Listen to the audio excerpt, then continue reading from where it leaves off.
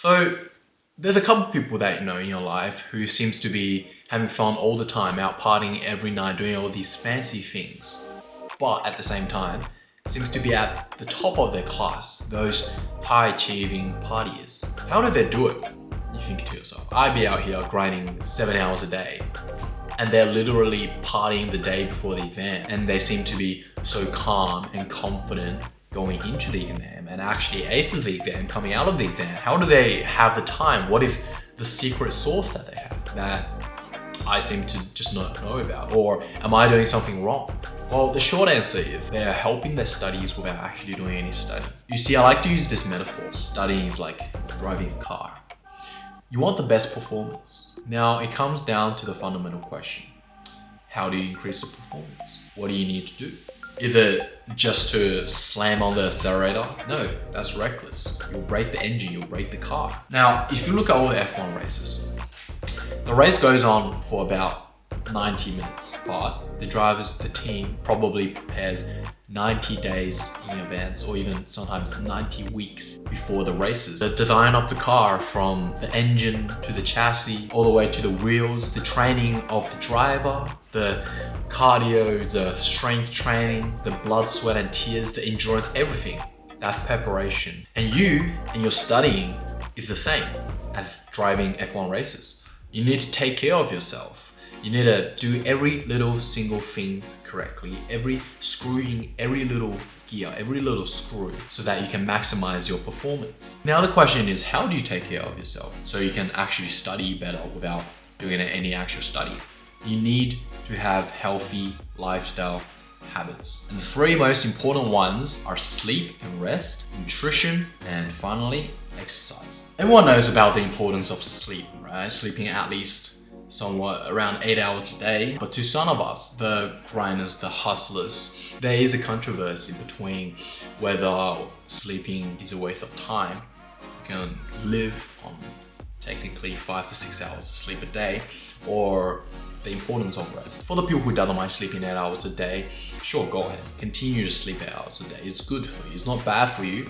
To us hustlers, the grinders, I have a solution if you're not getting enough rest and you want to keep hustling, stay awake, do the important things. I learned the solution from the Huberman Podcast, which is something I strongly recommend you giving a listen to if you want to improve in any sector, such from physical to creativity to academical, any of these sectors. The solution is called the Neuroplasticity Super Protocol. I won't go over the exact science and the details behind it. You can listen to the Huberman Podcast yourself. I will link the video down below so you can have a look at it yourself. The protocol involves a total of 9 steps, but it is the 8th step, which is the one that I find the most useful. And it is called a NSDR, which is called a non-sleep deep rest. Within 1 hour of doing a learning bout, you should do a short resting session. It could be doing meditating or do a brief 20-minute nap. And this not only helps your neurons to consolidate your learning and knowledge, it also allows you to maintain a consistent energy level, consistent focus throughout your day. Normally for me, I would do about 2 to 3 of these short naps a day, which has definitely helped me to improve my focus throughout the entire day and help me to take in more knowledge. Of course, you will still need to sleep during nighttime, actual sleep, especially the quality, sufficiently long, deep sleep resting period in the nighttime, which is what allows you to transfer those knowledge from your short-term memory into your long-term memory. And it goes without saying that the food you eat directly impacts your cognitive ability, your brain function, and your mental well-being. Have you ever seen a fat predator or a skinny seal?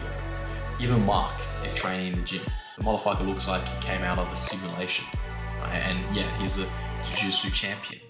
Not only do you need sufficient protein, carbs, fats to complement your exercise, which we will discuss next, But you will also need vital nutrients like omega-3 fatty acids, vitamins, minerals, antioxidants to support your overall brain function, memory, focus, concentration, all of that, which will help you with your study and learning. You want to definitely stop consuming fast food. They're not good for you. It is pretty obvious they're not good for you. But what exactly are they not good for you for? How are they impacting your health in a negative way? Well, the main reason being it hampers your signaling of neurotransmitters in your brain, such as the dopamine and serotonin, which are important for mood regulations. I know most of you think that dopamine is the happy hormone, but it is actually a motivational hormone. It motivates you to do things in life, just anything. And again, I learned that from the Huberman Podcast, so you can listen to it. I'll also link that episode down in the comment section so you can have a listen to it yourself. It is very interesting, very helpful, a lot of practical things you can do, which I have implemented into my life from listening to the Huberman Podcast. Give it a try. Anyways, you want food that helps to regulate the neurons and hormones in your brain, as well as food that fuels you properly, your body and your mind. So for example, with carbs, you have the fast digestion carbs like rice, pasta, cookies, lollies, Powerade, those energy drinks, all of that. And you also have your slow digestive carbs like whole grains, beans, potatoes, which you should be eating. I know that personally I prefer the fast digesting carbs because they are much tastier and more delicious. Think about the pasta.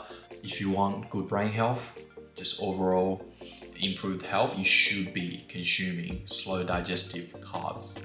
And not to mention that slow digestive carbs, if in the name you digest it slowly, energy output you gain from those carbs are also slowly, so you can have more consistent energy level throughout the day to help you with your studying and not just short bursts of energy, which you need more in probably sports. So this is why you see a lot of athletes having lollies, chocolate, energy drinks before their sporting event.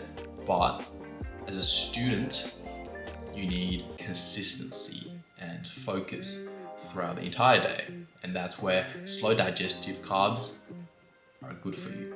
And this brings us to the final point, which is exercise. Increased blood flow, better retention, faster learning. So many more benefits for learning are all linked with sufficient exercise. And what I mean by sufficient is you don't have to do 2 hours of exercise a day. You don't have to do 2 hours of rigorous training. You can do 30 minutes of light intensity training. And something like that could be going for a walk, doing bodyweight exercise, do some push-ups, right? Every time you finish a question, you can reward yourself with 20 push-ups, 10 push-ups, how many ever you can do. The point here is also consistency. You want to exercise every single day. And that's what lifestyle is about. It's basically a habit for me. You want to do things every day, the small things. You don't have to be having a meeting with the president every single day. As long as you do the correct small things every day, you will see improvement in the long run. Plus, the thing with exercise is, think about it, if you are stronger, if you're fitter, you can carry more books for you to study with. Isn't that great? Anyways, all jokes aside, these 3 points aren't just about how to study better without doing any actual studying, but they are, as I said before, about lifestyle, a lifestyle that leads to success. It is only when you change and improve your lifestyle can you live a long and happy life and achieving your goals. In this case of the video, study better without doing any actual studying. Success all boils down to the small things you do in your life, the things that you do every single day. And that is what lifestyle and habits are for. It automates your life and helps you to do the correct things, the beneficial things, the healthy things that you should be doing every single day.